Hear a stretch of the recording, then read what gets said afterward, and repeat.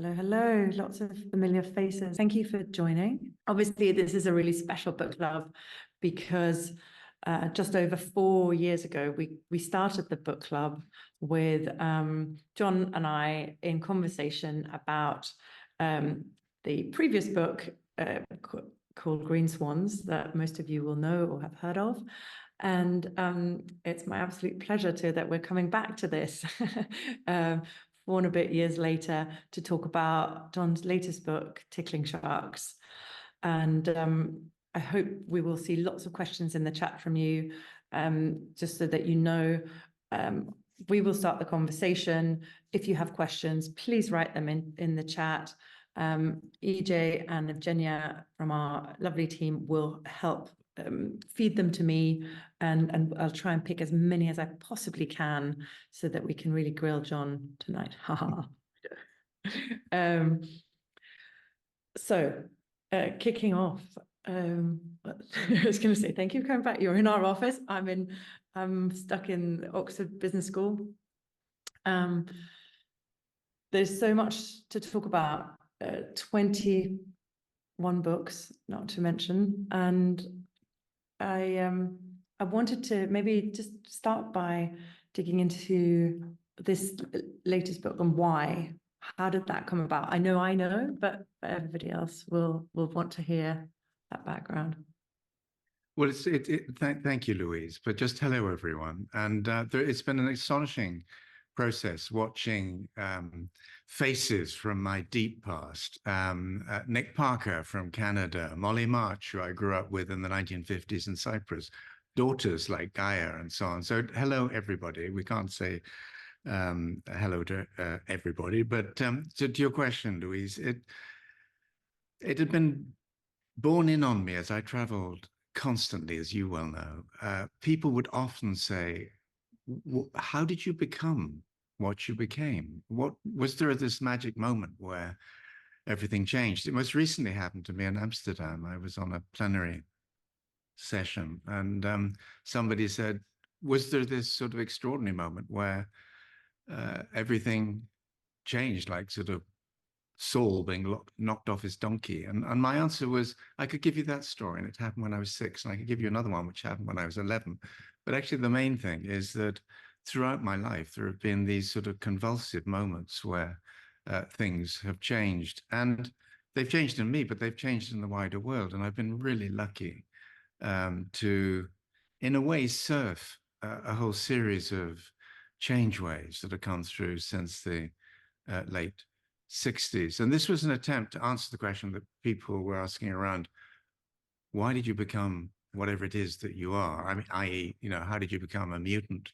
But it was also, I'd found that increasingly people didn't really know very much of the backstory, not my backstory, just the one of the change agendas. What started the environmental movement? What started the green movements? What got the sustainability agenda going? So that was the starting point. It then took 3 to 4 years to actually complete the book, but then you know that exceeding well. I'm trying not to let my knowledge spoil things for everybody else. So we'll make the most of that. Just digging in a little bit, because this obviously is a really autobiographical book, a memoir, some might say, to a great extent, both for yourself, but also for this movement that you've been part of shaping for the last 5 decades.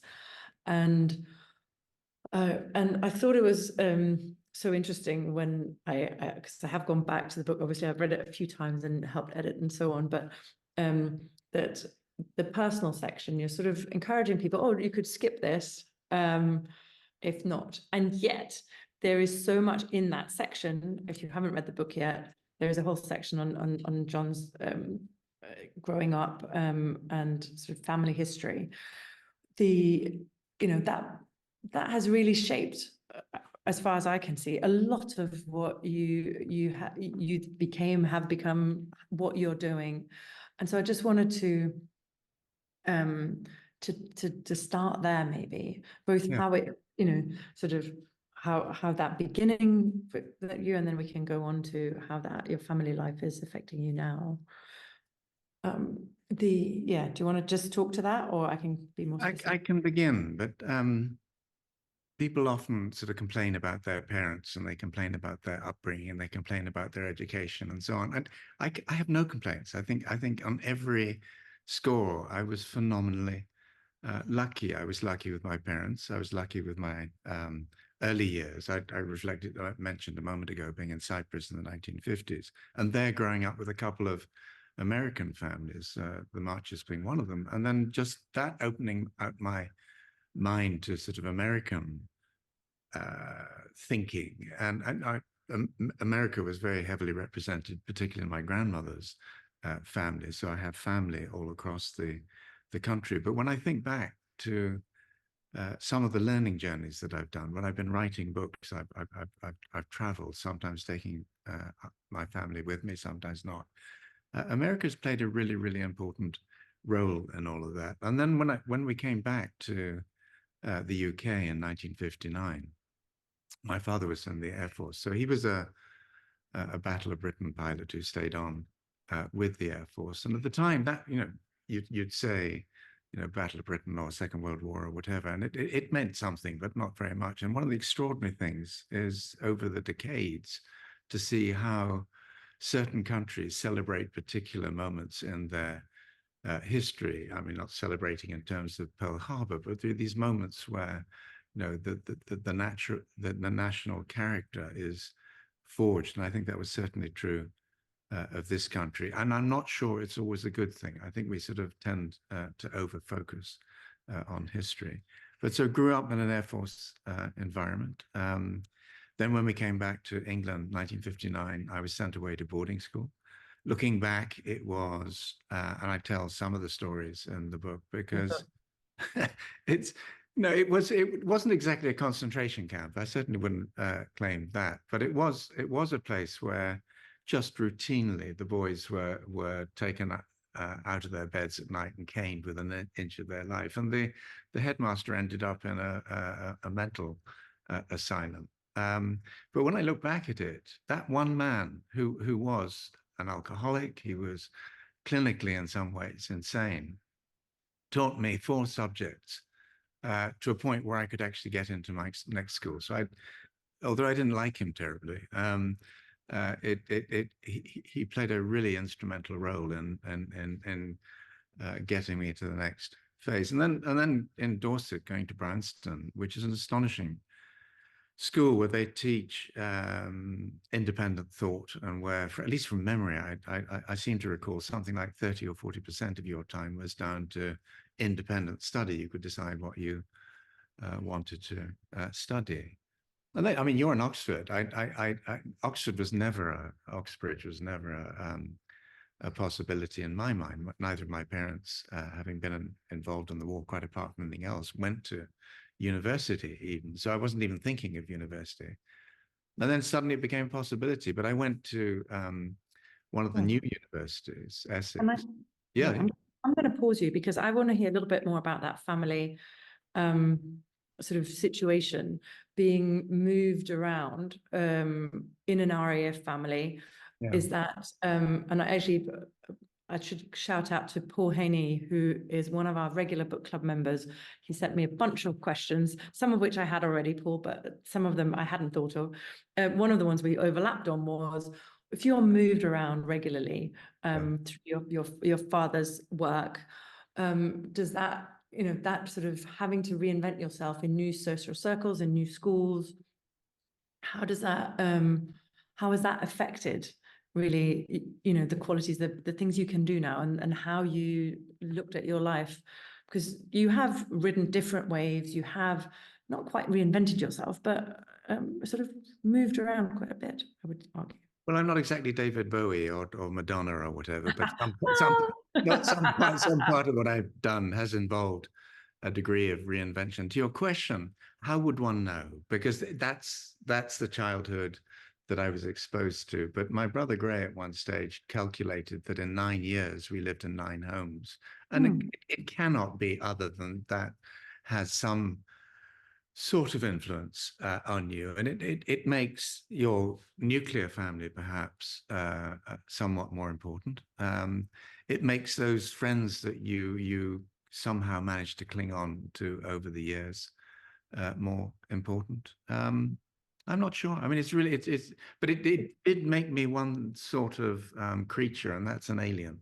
It made me an outsider, even in my own country. When I came back to England, I loved it, but I didn't feel particularly rooted Mm. here, and I feel myself more a Londoner in some ways than a Briton or whatever. So I mean, who knows? And then you're sent away to boarding school, and that sort of pulls up your roots yet again. But again, I feel incredibly grateful for all of that. And then the final thing I would just say is that traveling to different parts of the world in early stage, I think opened up my, and particularly flight. You know, we would fly to Cyprus or Israel or whatever, and you'd look down on the Mediterranean or the landscape, and you'd see the beginnings of that planet, which, you know, in 1968, suddenly we had the Earthrise picture. So maybe that was part of the entry ramp to environmentalism. I don't know,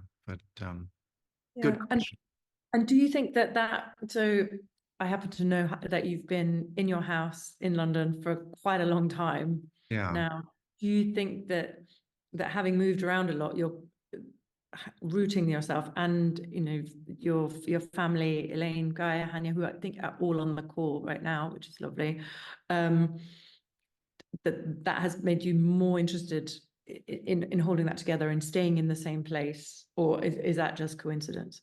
I don't know. I mean, it's certainly true of my parents and the family that they evolved, that when they came back to this country, they hunkered down in the Cotswolds and never moved. Well, my father traveled, but you know, roots became incredibly important. And yes, Elaine and I met in 1968. We've been together ever since. I cannot thank her enough for sort of tolerating, supporting, and enabling me over those decades.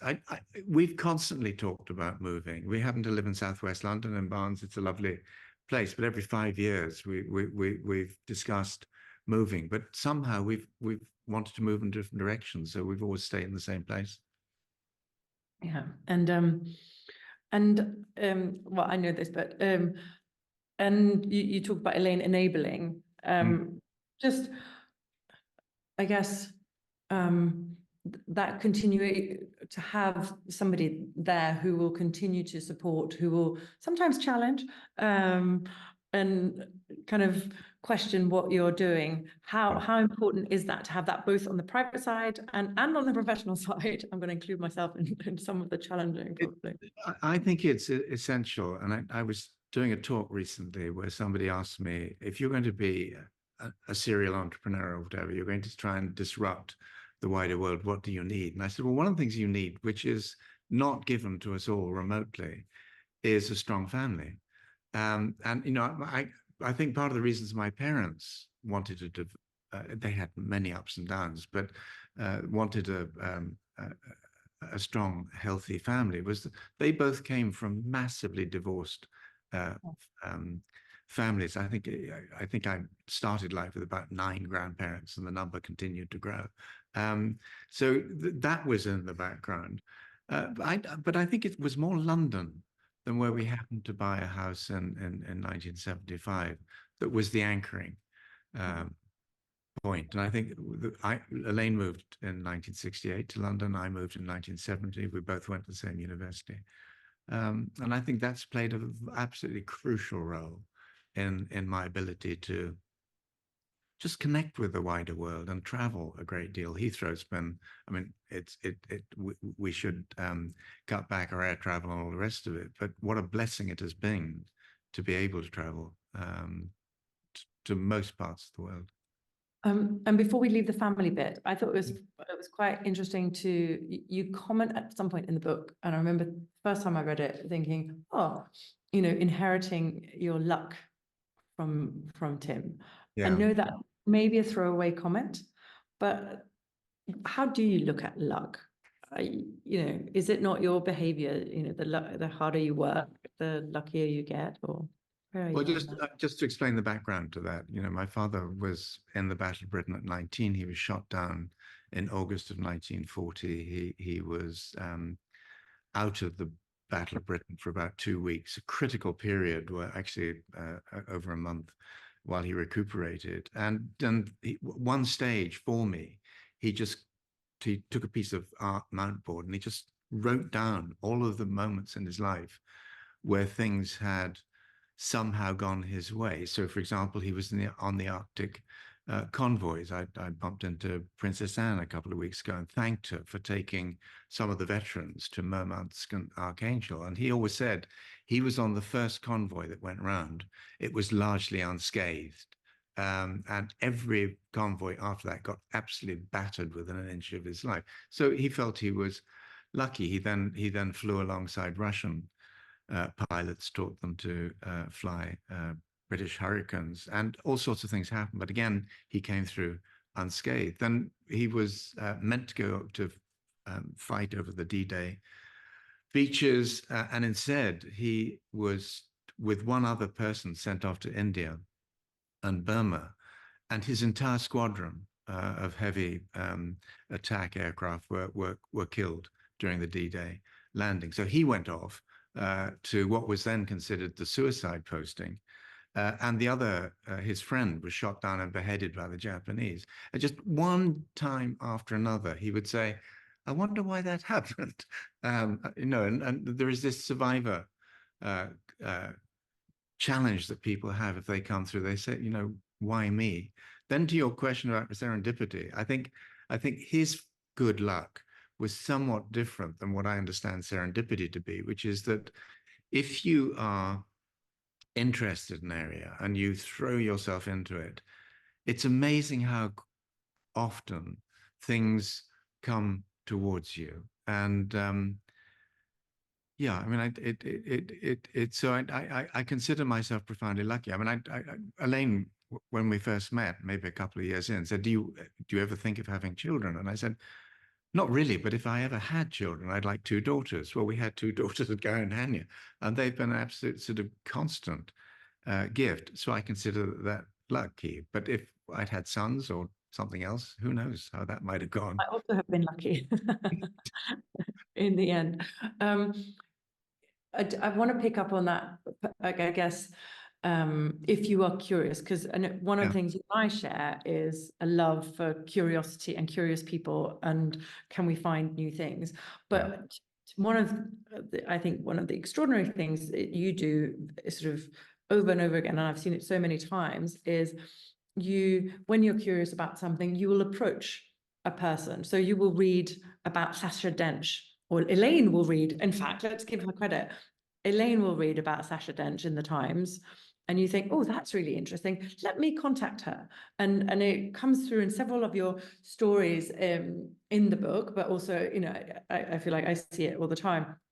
And the sort of to have the confidence to do that, and just be, I guess, driven. Is it just driven by curiosity? I just want to talk to that, because I think it's a really important feature of you and how you operate, that not a limit what you decide to go for. Yeah, for those people who don't know Sasha Dench, and this is a particular instance, but she flew, I think, across 11 countries in a microlight from Siberia to England with the Buick Swans. Then was flying around Britain, had this terrible crash in a microlight, and pretty much almost lost her legs, but has sort of built her life back, and is now doing the most astonishing campaign, which we're supporting again, on vultures. Much misunderstood bird. I feel lucky not to have been in a desert somewhere with vultures pouring over me, but they play a critical role. And if you look at India, where they've absolutely decimated their vulture populations, suddenly you have great packs of wild dogs, and rabies is back with a vengeance. So whether we like vultures or not, they're a critical part of ecosystems. So to your question, Louise, people have rebuffed me. I mean, if you ask lots of people to go visit them, and inevitably some people will say no. I mean, who the hell are you? But time and again, I found if you approach people in the right way, um, it will it'll turn out well. And just one of the stories I tell in the book is about Frank Herbert. At university, I did a sociology religion course, and one of the set books there was Dune, the science fiction novel by Frank Herbert. And I was so moved by it at that time. I thought, I got to meet this guy. And so for about, I don't know, 2 or 3 years, I wrote to him. We didn't have the internet then. And he lived up in Port Townsend in the Pacific Northwest. I had family in Seattle and that's the region. So I thought it would happen. But somehow it never happened for well over 3 years. And then finally, I was going to, again, with the family to Seattle. And I said, "Are you there?" And he said, "No, I'm going to be in London. When do you get back?" And I said, "Well, I get back on this particular day." He said, "That's the day I leave. When you get to Heathrow, will you leave your family, come to the hotel in Knightsbridge?" Which I did, and we spent 3 hours having breakfast together. One of the most powerful and memorable conversations of my life, because he was a genuine ecologist and environmentalist long before that was particularly popular. So and one of the things I'm often beaten up about is that when people want to see me, I say yes, because so often in my life, people have said yes, and you never know which conversation that you have is in one way or another going to have an influence on somebody else's life. Hopefully a productive and positive one, but you never know. So you would encourage all of us to do the same. Well, the funny thing is, every time I do a speech, and that's a lot of times, and every time I do an article or a blog or whatever, I put my email address in that, and people say, "Why do you do that? Because you're going to be swamped." And it's amazing how few people actually take advantage of that at their age. I mean, at a younger age, I would have constantly taken advantage of that, because you can never learn, you can never meet too many interesting people. So I wouldn't force people to do it, but I do think, COVID put us in a lockdown state of mind where we've hunkered down, very many of us, with what we know. We travel less. And I think there's a huge benefit from getting out more and meeting interesting people and just developing conversations, developing relationships, developing friendships over time. And I'd say many of the people on this call today, I would consider very much part of that pattern. Yeah, I think we've got a learning journey reserved, haven't we, soon? We have, and I put you among the number. I mean, and I interrupted you when you were going to talk about your university career. And maybe it's worth just recapping the first degree you did, because I'm really interested in what are the degrees or skills you think are also going to be valuable now. And one thing we've never talked about really is, do you have any regrets not training as a sort of physical scientist versus no, none at all. I mean, one thing that was formative in my life was when I did science in the early 60s. You had to cut up living frogs. I was the only student to refuse to do it. And I was then told, if you do that, you can't do biology. And if you don't do biology, you can't do the other sciences. So I did general science. And I came back to science much later, and I wrote for New Scientist in the 70s for 5 years and so on. And not knowing and not feeling totally confident about science was actually a great benefit in terms of, I would sit down with Nobel Prize winning molecular biologists and so on and ask them questions that very often they hadn't been asked before, because I really wanted to understand in simple terms what they were doing. So no, I don't regret not being a scientist, but I have. It's been an immense privilege. And again, you say I have that sort of curiosity. And in 2003, Elaine and I'd met somebody at the World Economic Forum who was the director of the Woods Hole Oceanographic Institution. So I got in touch with him and said, look, I wanted to be an oceanographer and a fish farmer back in the early 70s. Thank heavens I didn't do that. But I've always been interested in oceans. Can I come and see you? And this is in Cape Cod. And so Elaine and I went there and spent the full day with the director, and he just took us around and introduced us to lots of the climate scientists. And I find those moments absolutely magical, and they live on in my memory very, very powerfully indeed. So I think if people have the interest in areas, I really do encourage them to sort of approach people and put up with the fact that a proportion of their requests will be turned down. You know, that's just human nature. But I think you might well be, or people will be surprised how often people say yes. Um, Thank you. And just following on that a little bit, because you know, you've clearly learned lots and lots of science, and you just talked about sitting down with molecular biologists, Nobel Prize winners. I've seen you decide to learn and say, well, AI is really important. Let me go off and learn it. I just wonder the sort of systematic approach you take. There's one thing is serendipity, which is great, but again, just sharing how do you do that? Most people feel, I guess, certainly hemmed in, or I must go and do a course, or I must do this, and maybe don't have access also to Nobel Prize winners, but still there's things we can do, right? Well, there are lots of things we can do, and with AI, that was about 6 or 7 years ago. I became very interested in what was going on in that space. I had worked with IT companies like IBM and BT for decades before, so I was interested in information technology and all of that sort of stuff. But there was something about AI which just felt qualitatively different. And I'd been working with Hewlett Packard, HP in California. And so I asked to meet some of their AI people, and that happened. And then DeepMind, which was later acquired by Google, based in London. It happened that a colleague, Shelley Fennell, American, who used to work at my prior company, Sustainability, her husband, Jerry, worked with DeepMind. So I just got in touch with them and said, I'd like to meet some of the younger scientists and just see who they are and how their brains work. And as I've said to you, Louise, I came back from it absolutely riveted, fascinated, but feeling these people were about a third my age. Their brains worked about 17 times faster than mine. And yet they were all interested in our sort of issues. They were interested in climate change. They were interested in biodiversity, all of these different things. And I'm going to, well, as you know, I'm going to this dinner this evening with Google. And part of what I'm interested in finding out is, what is it that the best of the AI scientists and technologists in the world can bring to bear now on the environmental and sustainability challenges that we face? I don't yet know what the answer will be, but I know it's going to be a lot more than we might imagine. Because yeah, AI. So it's so interesting. I'm very much looking forward to hearing what you come back with when we see each other tomorrow.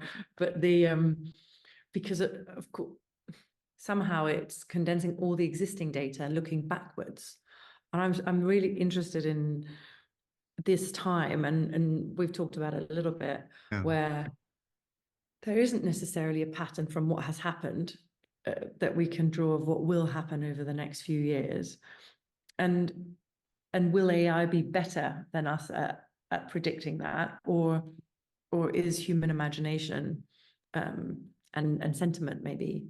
Well, as you know, that the subject that I was best at and loved at school was history, and that got me into university in the end. But it wasn't dates and, sort of births, weddings, and deaths and so on. It was the patterns of history.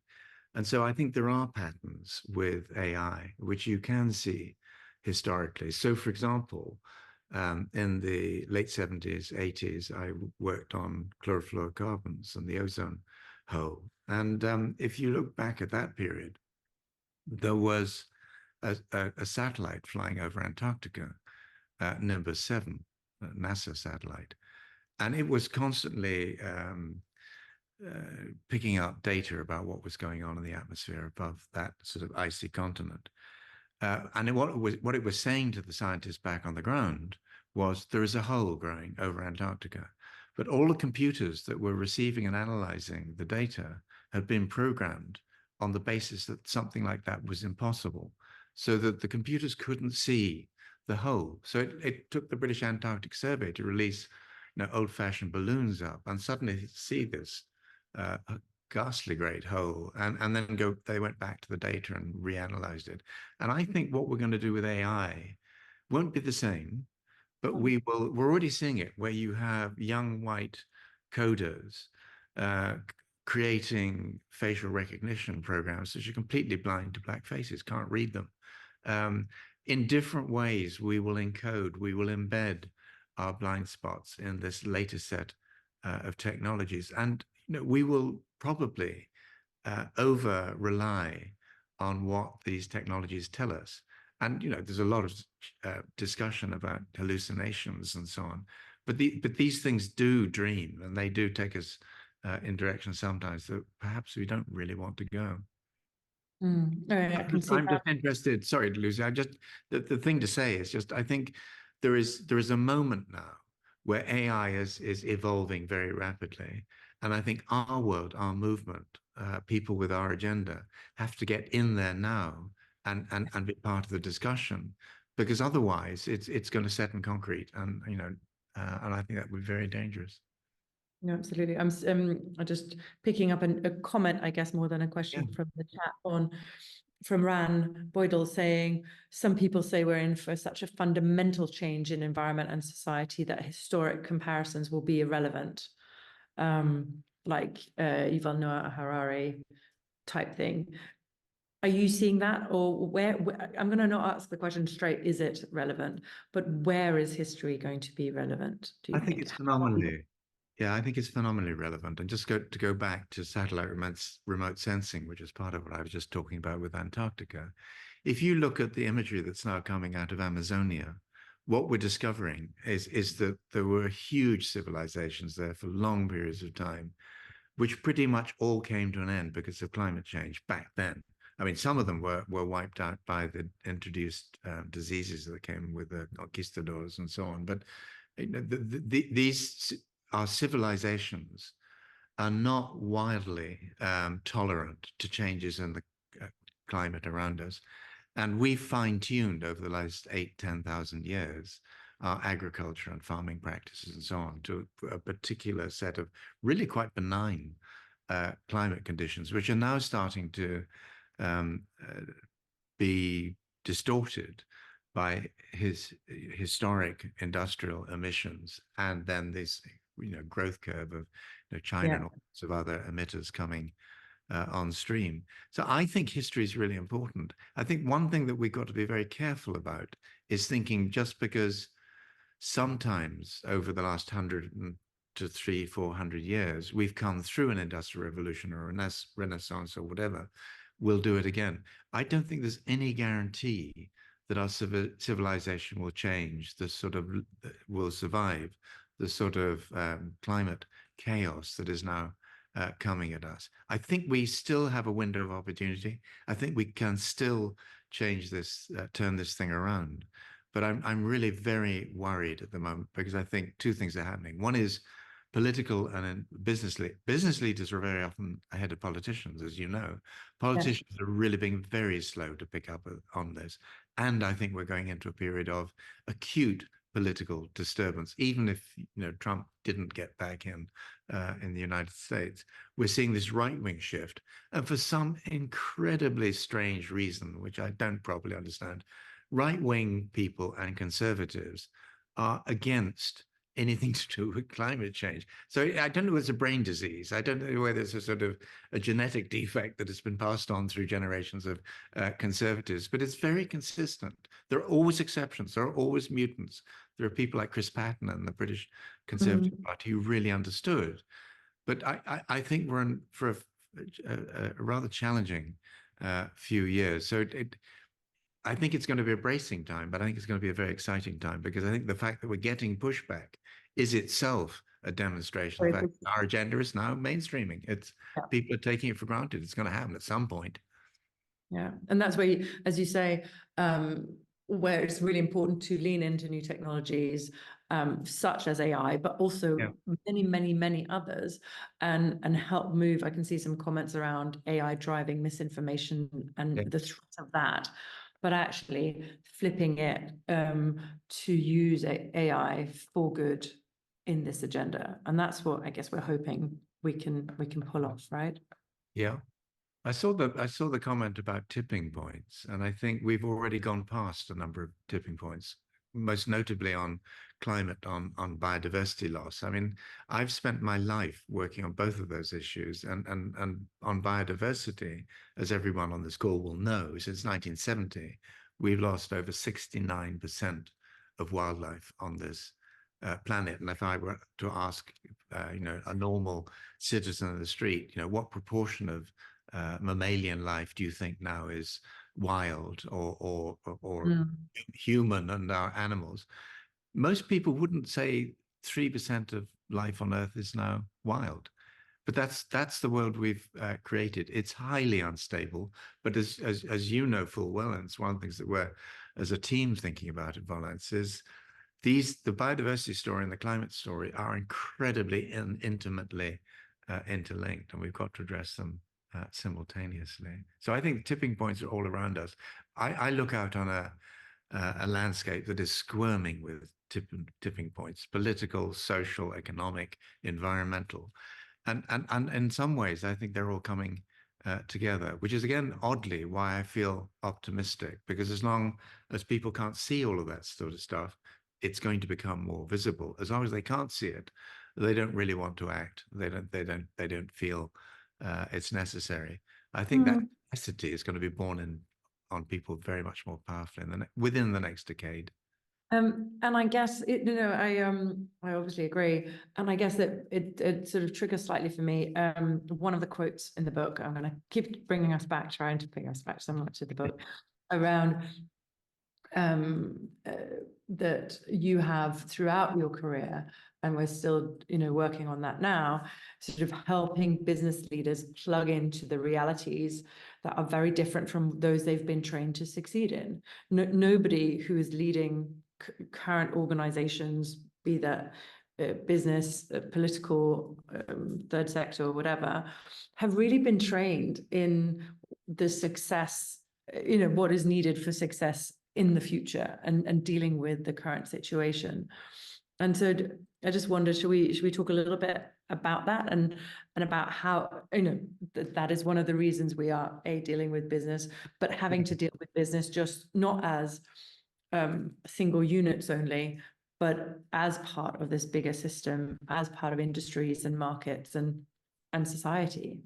I think actually was it Bonnie, was it our colleague Lorraine who coined we have to be really careful not just to clean the fish, but and return them into a dirty ocean. We need to figure out ways of I think that was me, but I still think that's absolutely right. But just to your question, when I look back, I don't think I ever had careers advice. I've always said I've never had a career, and the sense that, and one of the things I've done, apart from a 4-year stint at a small environmental consultancy called Test in Covent Garden, I've mainly worked with organizations that I've helped co-found. So I mean, the thing has evolved. You couldn't have predicted it. And one of the things I've said to younger people very often is be very careful about just zeroing in on one particular career path, because I think in the world that we're headed in, you're going to have to be much more flexible. You're going to have to upskill continuously. And so when I started being interested in business, which actually started when I was at prep school in the early 60s, I used to write. I was fascinated by aircraft and space vehicles and so on. So I'd write off, particularly to American technology companies like Boeing, and they would send back these extraordinary publications, annual reports, and so on. And I became interested then in the companies behind them. Boeing, obviously, and huge problems at the moment. But when I started to pay attention to business, and that was in the mid-70s, I started to write about what companies were doing, named companies were doing on the environment, and would visit them to find out. Many of my environmental colleagues and friends, I mean, people at Greenpeace, for example, just simply say, that's a misdirect. The only way to deal with business is to pin it down with regulations so it can't move. And I've said it many times, but my response was really, if you're going to pin them down so they have no freedom and maneuver, you're not going to get much creativity or innovation out of them. How do we incentivize them to try new things? And when inevitably things go wrong, how do we um, continue to support them through that sort of grief in a way? And I think NGOs, they're getting better. But for a very long time, every slip up was jumped on as just more evidence that business was semi-criminal. It's now much more taken for granted that business is part of the solution. Huge numbers of people now are working with business on sustainability, environmental, social, and governance, circularity, all of these sort of different parts of the agenda. So I think this has been a sea change since then. But if I was starting again, I think I probably would go that same path. I would again try and engage the world of business, because it's been incredibly productive and fascinating over time. And maybe let's, I want to dig into a different facet of this, because again, you say, you know, you've changed jobs, you've set up many new ventures. And I think one common characteristics amongst people who are working for impact, whether within business or in NGOs or wherever, is sort of regularly questioning, are we doing, you know, the best we can with our time and efforts? Yeah. You know, is this the right way to go? Should we be, is there somewhere else that's more important at this point in the sort of time of our current society? Maybe just how you make those decisions. For example, moving from test to go and work with Max Nicholson on setting up ENDS. What's the tip? How, you know, as you know, sometimes it's opportunities that come to you. Is it always that, or is there sometimes just a sense, actually now it's time to move and we need to do something else? How do you feel? It was a real emotional wrench to leave, which, you know, I'd helped set up. I'd been there for 4 years. I'd run the ends report. I'd sort of broken into the world of business at a time when business really didn't want to be broken into, and started to tell the story of how people in that world thought and engaged these sorts of issues. But because I'd been the founder of Test, John Roberts, had allowed me to write a lot of the New Scientist, for example. Writing was during that period, and it was because of that writing I got asked to set up this new company, Environmental Data Services. And as I say, it was a real emotional wrench to leave John and that team and to set up this new thing. But it felt the right thing to do. It was something that no one else was doing at that stage. And as you know, I mean, I like, and you know, Elaine and Guy and Hanya and so on, and the wider family have had to put up with this fact that periodically I do go through a process of reinvention, or my interests evolve. I was about to say change. It's always rooted in something in the past. And then, you know, after 5 years with ENDS, I then got to the point where we suddenly had major companies coming to us and saying, like BP, God help us write our first environmental policy statement. And I was fascinated by doing that. But because we were in journalism, in a way, reporting, we couldn't do that. It was a conflict of interest. So I thought, well, I think I'm going to unhook, set up my own platform and do more of that. So, and again, that was a wrench to leave. So but time and again, for one reason or another, an opportunity, a possibility is sort of hove in view.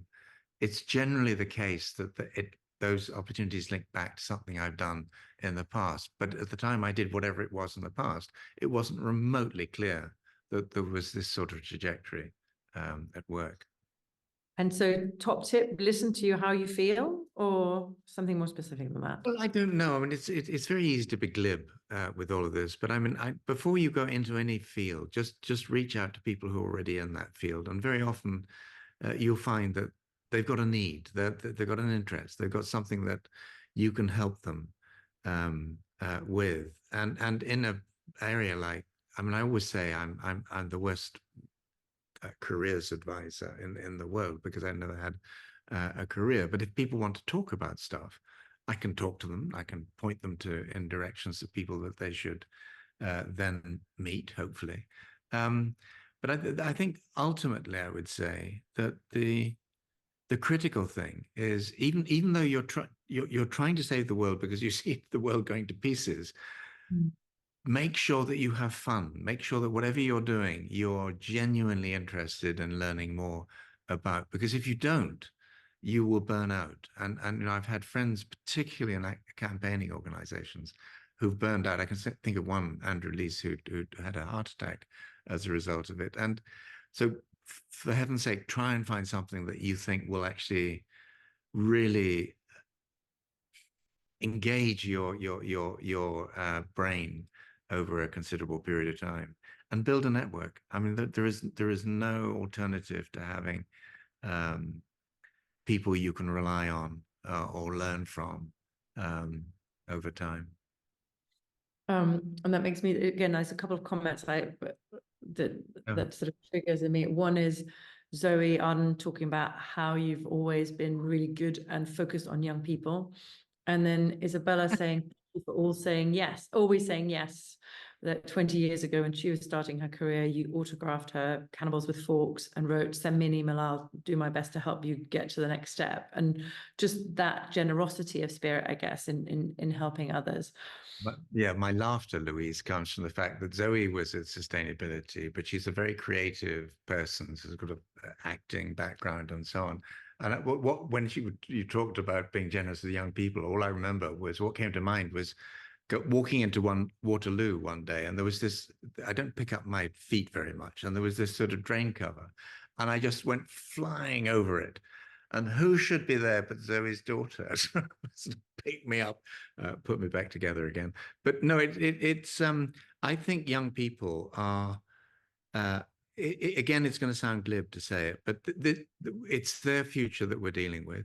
The last thing we want to do to say to younger people around the world who are increasingly suffering from climate angst, eco-anxiety, or whatever we call it, there's no question that they're concerned about the future. A growing proportion of them are deciding not to have children, which I think is a disaster for any civilization, for any society, for any community, if that starts to happen. So I think it's vital that young people have hope. And you've heard me say many times, I'm a baby boomer. I can't change that.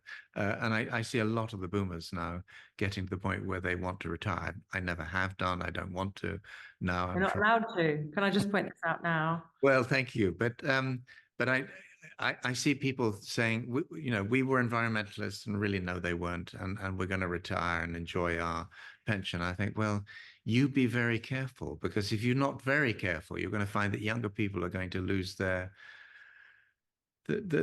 patience with older people, with a lock on pensions, a lock on you know, what's left of healthcare, and younger people having had to pay for their education, which many older people in this country at least didn't have to do, struggling harder to find the sort of careers that they'd like to find. And so I think this is a pan-generational challenge, and we've got to find new ways for all of the generations to actually work very much more productively together. And the older people have, you know, they have money, not all of them, but some of them. They got to start investing that, and not just simply wanting short-term payoffs through their pension funds, but starting to think more long-term. They've got to bring their influence and their voting activity to bear on all of this. So I think that's part of the challenge that I feel that we've collectively got to face next.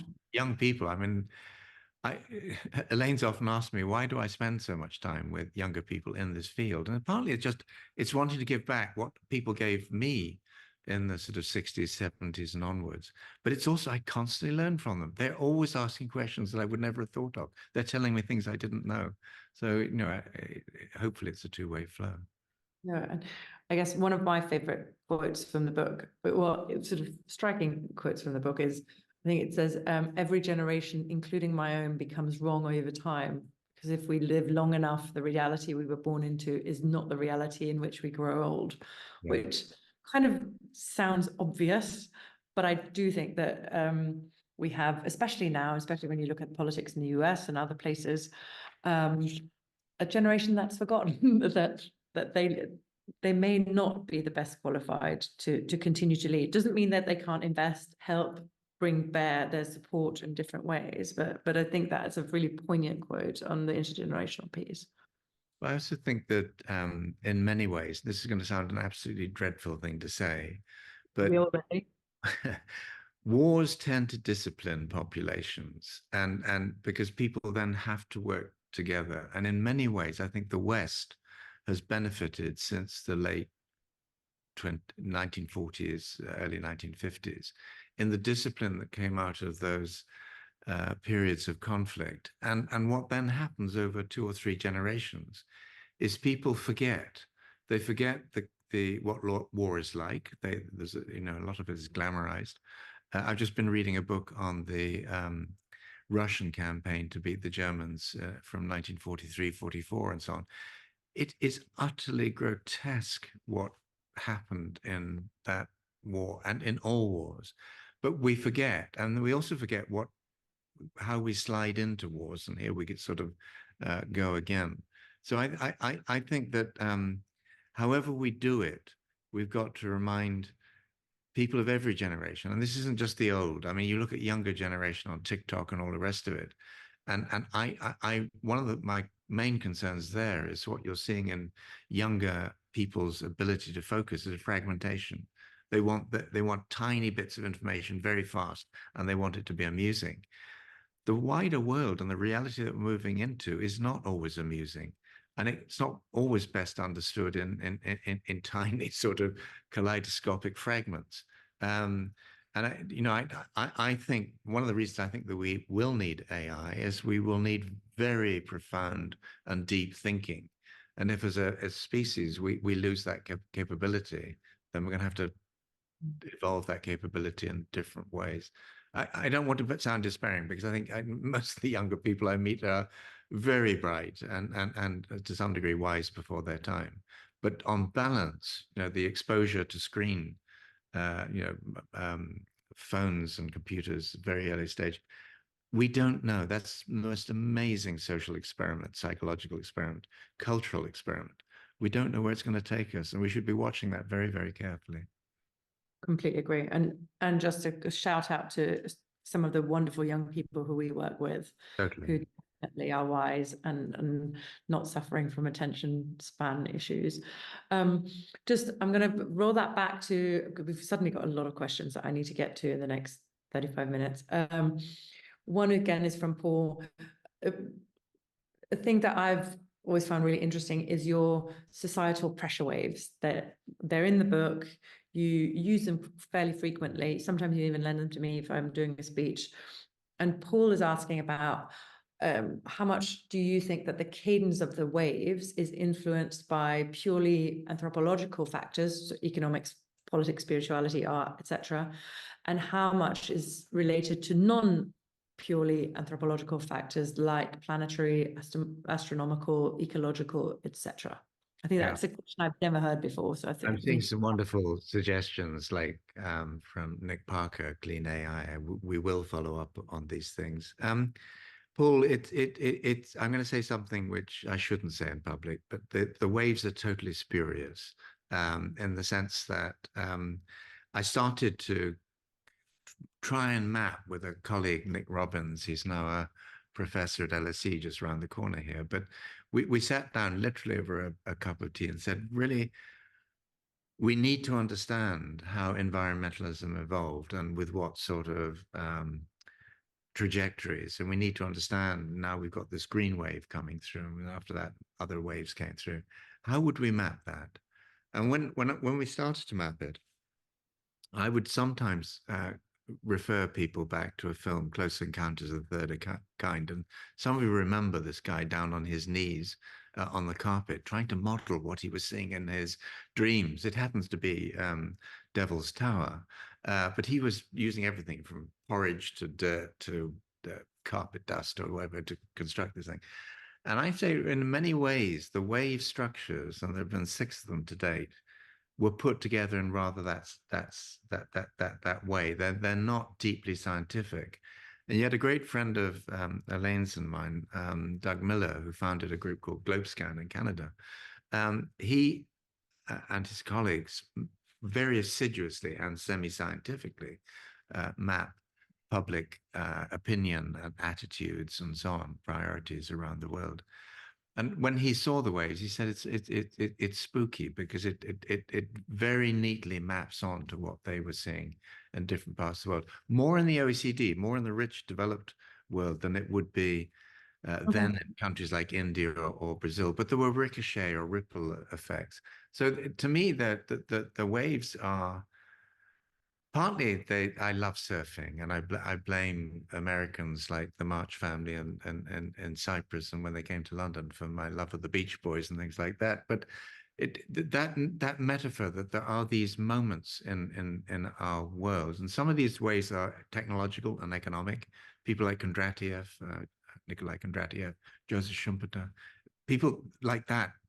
I gave up economics after 1 year in 1968 at university, but those people's thinking stayed on with me. So I do think there are cadences, as you put it. I think there are periodicities or rhythms to these waves.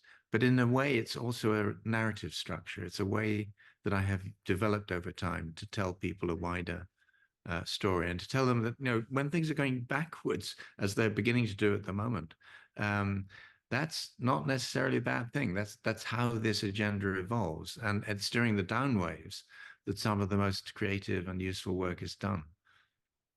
Wonderful. I'm going to do a little bit of a quick fire, John, on some of these. Otherwise, we will not get through them. There's one more sort of on the sort of shift in geopolitical influence from Indra Shaw. Sorry if I pronounced that wrong. The shift in global geopolitical influence, especially the last 100-odd years, has clearly moved from economies to company economics. How do we leverage this change to influence the influencers to understand that sustainability is not just a necessity, but really about preserving that which sustains us: air, water, earth, space, fire, etc. And I almost want to merge that with another question, if that's okay, from Gilfriend, who's saying, what might be possible if we did business as though we really actually belong to the living world? So two things that, Well, Gil, my friend, I mean, it's astonishing to see people on. I'm not able to see most people on the screen, so it's wonderful to hear you. And there are people like Gil who have been pioneers for a very, very long time. And one of the things that kept me going has been there have been a range of different pioneers in this space who've broadly been very friendly and supportive of each other, and I thank them all for that. I mean, to the question of business or economies, it's something I'm wrestling with myself in some ways, because I think for 50 years now, what I've done is to focus on individual companies and their brands and their business models and their technologies and their supply chains, but individual companies, individual businesses, and their boards and all the rest of it. But what we're seeing now is a number of companies, and ones I quite often mention include Mercedes, which has just backed off a commitment to go to 100% electric vehicles by 2030. And I'm spending 2 days with some of their top team in July. Shell backing off some of its climate commitments. Unilever, company that we work with, and I've worked with since the mid-1980s, respect hugely, but their CEO has just backed off some of their targets as part of a strategic restructuring.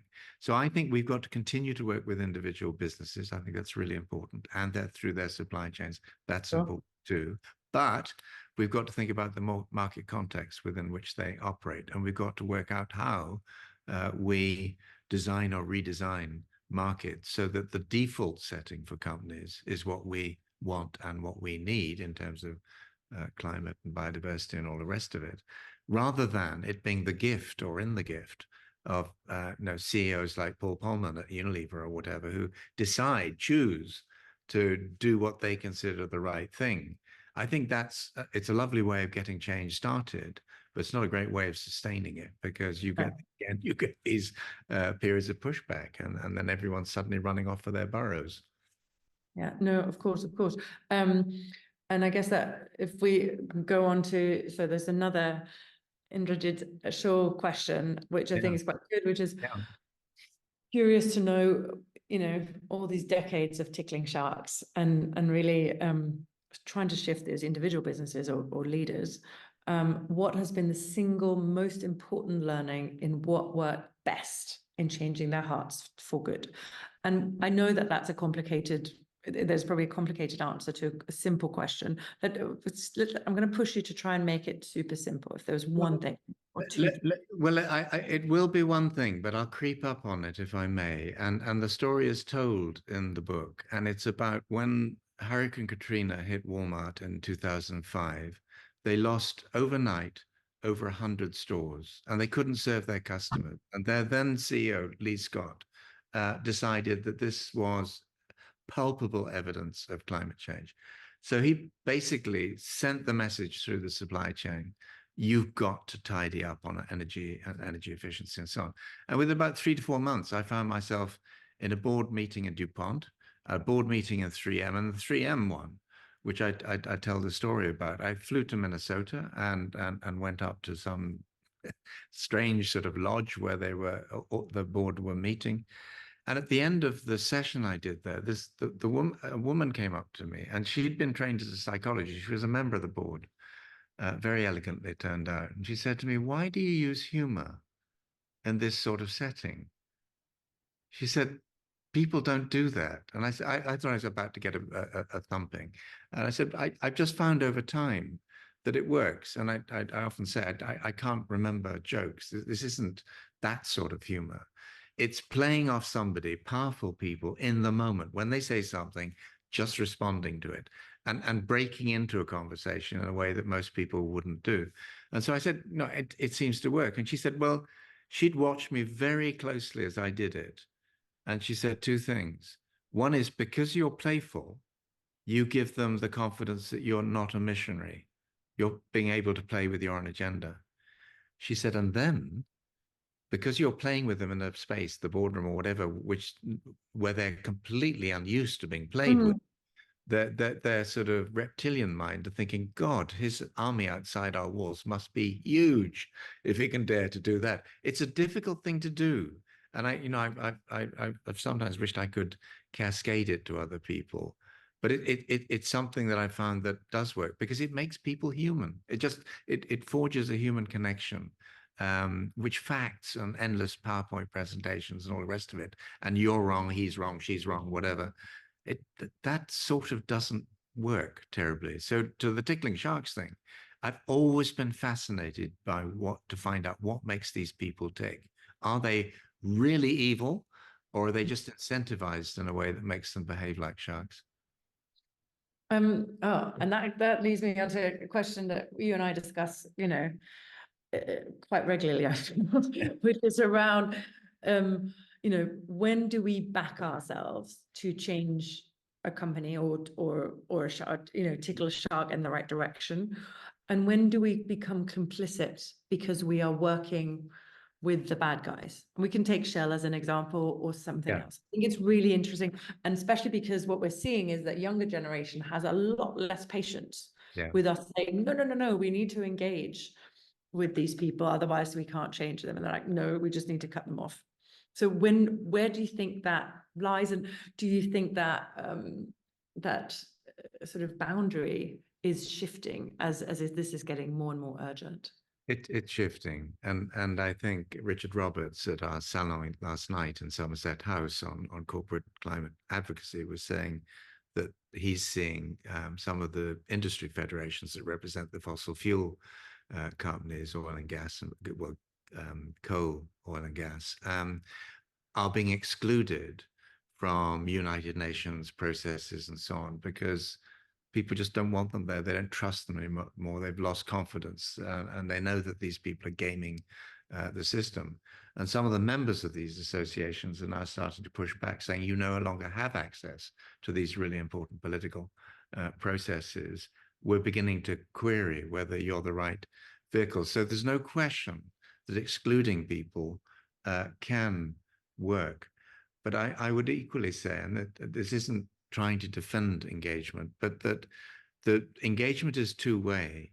if you go in and you present effectively, you can sow seeds in people's brains, which may take a while to flower, but given the right conditions, it can sometimes lead people in totally unexpected directions. And the number of times people have said to me, both inside business and outside, do you remember that conversation that we had 10 years ago, 20 years ago? I can't remember the conversation. They said, you said, and then after that, 3, 4 years later, this is what we did. And we made millions of pounds out of that and so on. I think, well, more fool me that I wasn't sort of writing detailed contracts and all of that. But the key point is that, you know, some of these conversations can be generative over a longer period of time. The other side of it is that we learn about business as well. And by being inside, as long as we share it. And one of the things I've always done, and in any of the organizations I've worked with, and we do with Volans, we're very much more open about who we're working with, name Yes. brands and companies, and we talk in public about what works and what doesn't. And I feel that's important, not only because we want to be sort of semi-credible in this sort of space, but we'll share our learnings, we'll share some of the things that go wrong. It doesn't mean that, you know, if other people try them, they'll also go wrong. But, you know, that shared intelligence, I think, is really quite important. So I think we've got to engage, but we've got to be extremely critical as we do it. And on time, I mean, as you well know, we've turned down some companies routinely because they're in industries that we think are just wrong. And certainly in sustainability, we resigned several clients. One of them was Monsanto. And when I first went to see Bill Ford at the Ford Motor Company in Dearborn outside Detroit, his second question to me was, he knew about the Monsanto resignation. He said, if you ever had a contract with or a relationship with Ford, what would it get you to the point where you wanted to resign? And so it put us in a very different position from consultancies who are just pitching, you know, fee for service. This had a sort of semi-political side to it, and one has to be aware of that and manage it appropriately. I'm going to keep going because we've talked about, so I'm going to move slightly off from business, I guess, to Donna O'Kell has popped in a question. She says, in the manifesto, you talk about speaking truth to tomorrow's truth to power. Yeah. Given the lack of listening, many of our leaders, both in business and particularly in politics. So let's focus on the political bit for a second. How do we find a way to speak tomorrow's truth to power with, you know, public servant? I can't say that I can remember ever speaking to an extremely powerful person and he or she, when I say whatever I said, going down on their knees and sort of genuflecting and all the rest of it. I mean, it's a cultural process. It's a psychological process. These people are very often hemmed in by all sorts of incentives, which the wider world is perhaps not as aware about as it should be. But I do think that part of what we're trying to do here, and I think it's not just us, I mean, anyone who engages powerful people, they could be in the military, they could be in any sector of society, they could be in sort of venture capital outfits or whatever. What we're trying to do is prime people's imaginations, prime their brains to start stitching together some of the weak signals that they're already receiving but dismissing, because they don't see a coherent pattern. They don't think it fits with the world that they want to see evolve. But when you've done that in the right way, and it's one of the reasons why I think scenarios done well can be so incredibly important. You paint a picture of one or more alternate futures, and people can say, "Oh, that's that scenario starting to play out." Or so it is. I hate the overuse of storytelling, but as a term, as a concept, as a discipline, or whatever. But I do think there's a very important part of that. Part of what we're trying to do is to tell people a very different story from the one that they were told at business school, for example, when they were doing their MBAs or whatever. And I mean, you worked, Louise, at Exeter Business School and so on, with that next generation of students. I think they are, on balance, more inquiring than latest generation because they're more exposed to some of that sort of stuff. So I think that our work now has to shift from the why and the weather and all of that sort of stuff and who, to, you know, how do we do it, and what is it that we're actually meant to be doing, and how do we get rewarded by markets? And if the markets aren't going to reward us, how do we make sure that markets over time evolve in appropriate ways? Yeah. I guess that's why sense making, we talk a lot about internally, that has to be one of our key skills, is how do we make sense both for ourselves, but also that trying to create that coherence in others. Yeah.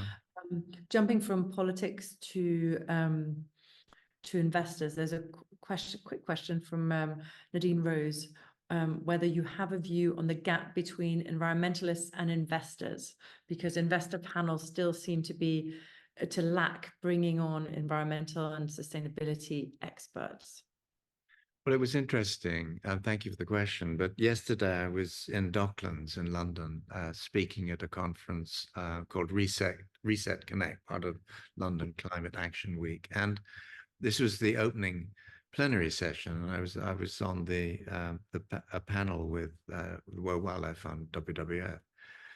And part of what we were, right towards the end, we were saying, what one thing can companies do? And I said, well, one of the things that companies could do is do something I suggested back in 1991. I got Ingram Pinn, who was then a Financial Times cartoonist, still is, I think it's still their best cartoonist, to draw me a picture of a boardroom table with a fish in a business suit representing the natural world, a woman conspicuously from the global south representing poverty, dispossession, and all the rest of it, and a robot.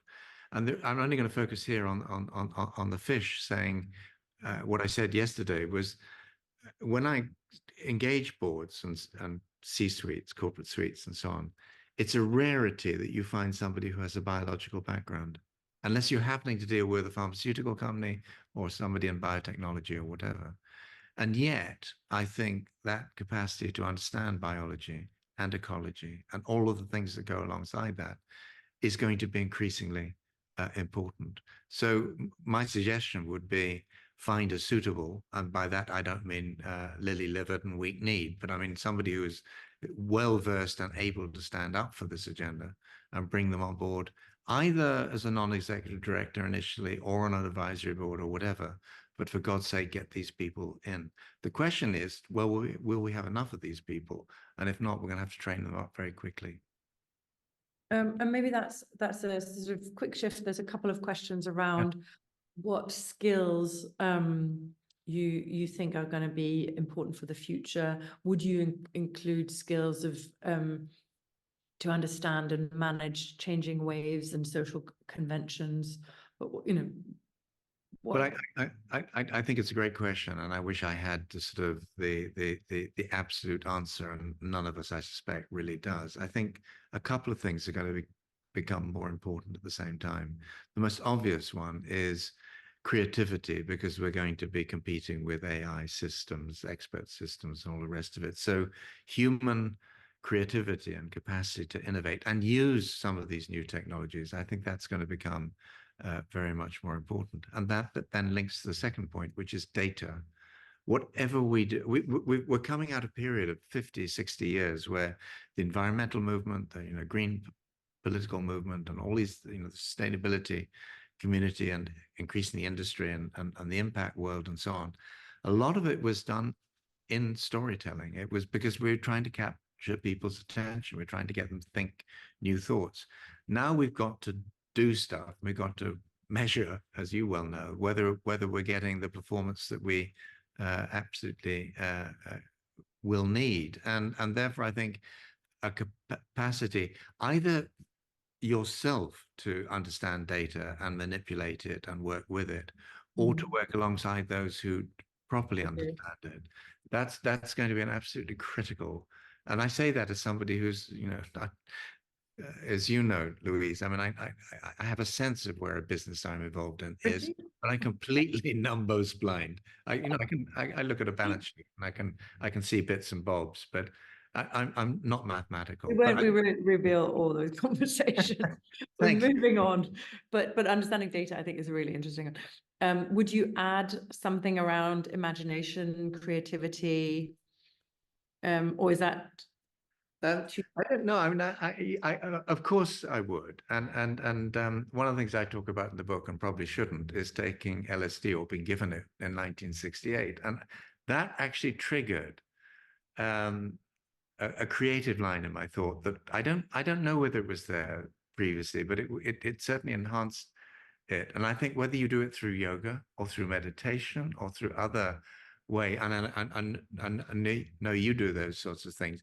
I think putting yourself in a different and sometimes uncomfortable space where you're really stretching your mind, your body, to some degree your soul, is extraordinarily important in all of this. So I don't mean spend your whole time being a sort of Hindu yogi, but Or on LSD? No, no. well, not doing that either. But you know, it's no accident that in Silicon Valley microdosing is now a thing, and the you see these psychedelics that were sort of absolutely a no-no after Timothy Leary and people like that in the 60s and 70s.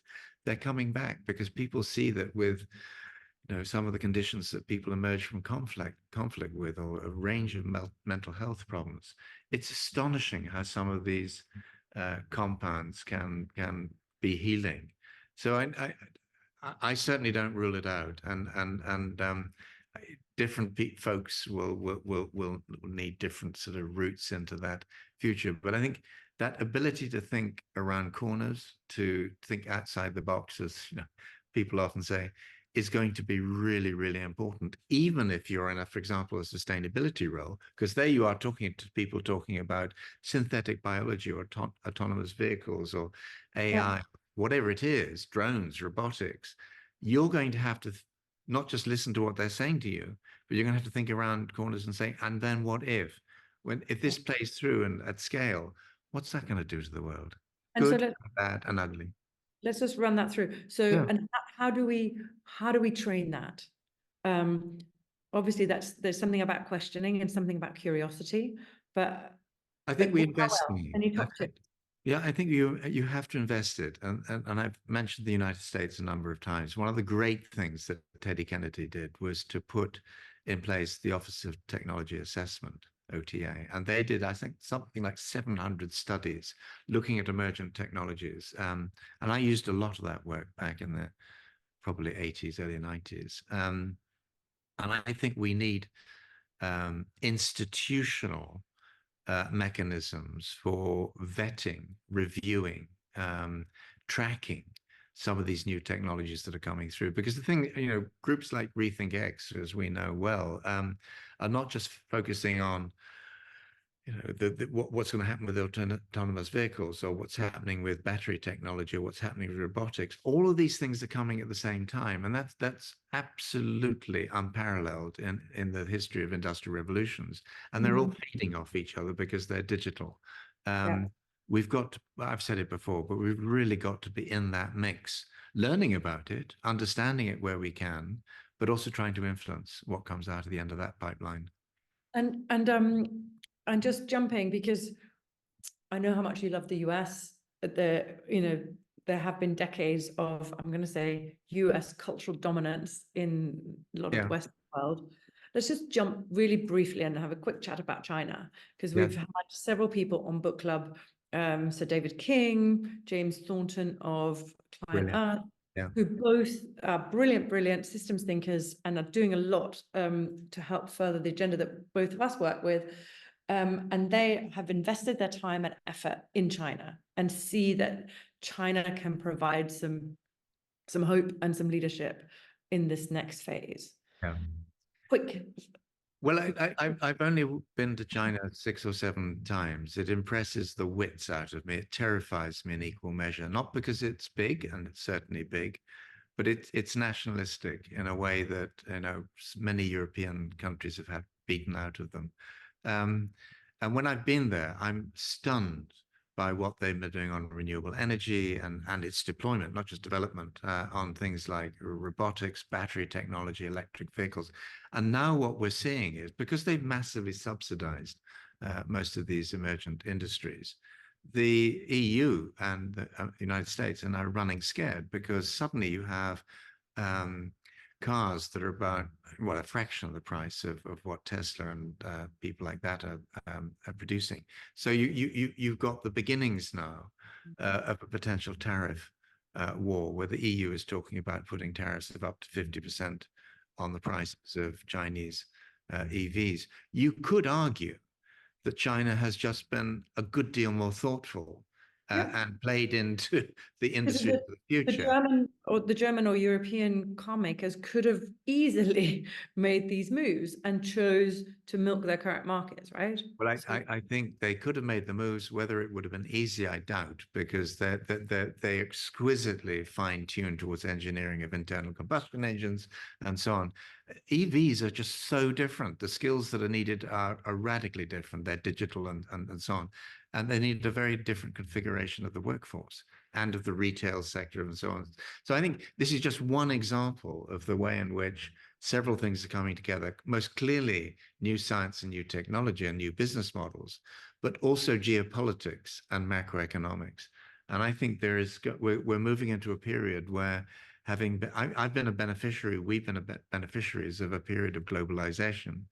I don't think that's ending as such, but I think the forces of deglobalization or reglobalization, repatriation of supply chains and so on, they're building very, very rapidly indeed. And if Trump were to get back in the States, I think we'd see that accelerate very rapidly indeed. And I don't think that's necessarily a good thing, because I think we should actually allow countries like China that get a leading edge in some of these things, because they're to sort of get their products out into the market. But anyway, that's a story for another day. No. A good one, I think. Actually just again linking a little bit from a US example, and you talk about it in the book, of Earth Day. Yeah. A great proportion of Americans took to the streets. Yeah. Which was extraordinary. So I've got a double question. One is, what would the equivalent be now? Obviously, we have petitions, people, there were 60,000 people marching for nature, at least 60,000 in London, didn't get a mention anywhere. What would be the next thing? And then linking to that, there's a question around how we make sustainability more accessible for those outside the middle classes. Well, let me say two or three things. The first is that with Guy and Hanya, I went on some of the anti-Brexit marches, and those were up to 1 million people, and that had zero effect on the government. So in some ways, the numbers don't count sometimes. But with Earth Day in 1970, Dennis Hayes managed to get tens of millions of Americans out onto the street. That really shifted the politics. It meant that the incoming Richard Nixon, who was a Republican, signed into reality the Environmental Protection Agency and a raft of other things. So to your question, could we do another Earth Day? Our tendency these days is to do them virtually, online. And I think a lot of what Earth Day does now as a movement has gone online. I wonder whether that has anything like the impact, and there are many platforms now, Vars and others, that mobilize public opinion around critical issues of the day. But my sense is that we actually have to be practically political in very much more obvious ways. And one of the books, as you know, I read recently was Andres Malm's book, How to Blow Up a Pipeline. And alongside telling everyone they should be taking hallucinogenics, I don't want to tell them to go out and blow up everything, gas and oil pipelines. But the point that Malm makes in the book is that every social movement that we've taken, anti-slavery, suffragism, civil rights, whatever, there was always the threat of violence at the heart of it. And I think the sustainability movement is going to have to develop a harder edge. And some of that, I think, may well oddly come out of these defense and security and conflicts challenges that we're increasingly having, because many of those are linked to water stress, collapse of ecosystems, the fact now, 52 degrees in Delhi a couple of weeks ago, it's getting to the point where simply farm laborers and construction workers will not be able to work in the open in countries like the United Arab Emirates or India without dying. It's the wet bulb problem. So we are teetering on the edge of all of this developing a very much harder edge. And we should not welcome that, but we should work out how to use it much more effectively than I think we're currently able to do. Thank you. We have 1 minute left. First, I just wanted to thank everybody for a brilliant question and chat. We will save the Zoom chat and send it out because there's lots of references and things that people have posted for each other. And I think thank you so much, everybody, for being so engaged. And I'm sorry I haven't got to all the questions. There are a lot of questions here about people where it's sort of, what's the answer, John? And I've veered a little bit away from them because I know you don't have the answers. You have brilliant questions, and I think we all have to work together. But the one where I'd like to end, and sometimes we do this in the office, is around hope and the importance of hope. And I would just love to hear from you.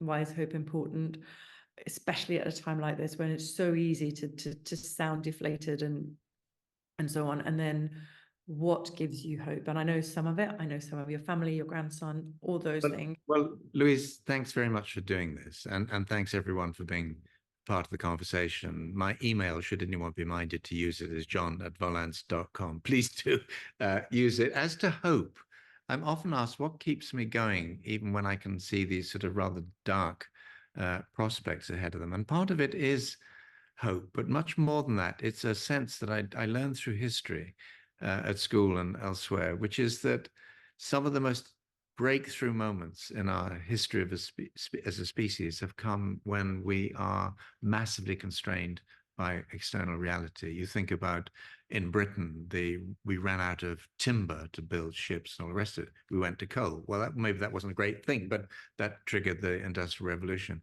And I think we're at one of those moments where those external constraints are creating a political pressure cooker, which is going to be socially and psychologically quite complicated at times.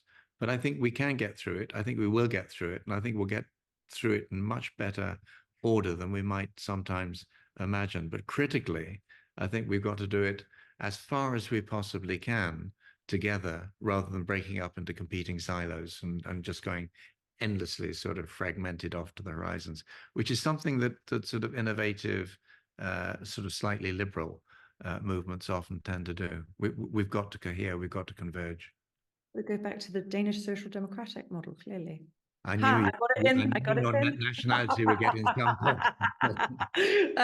Thank you, John. Thank you, everyone. If you have a second, stay online and put your camera on, and just to say goodbye and thank you to everyone. Thanks so much, John. Thank you. Thank you.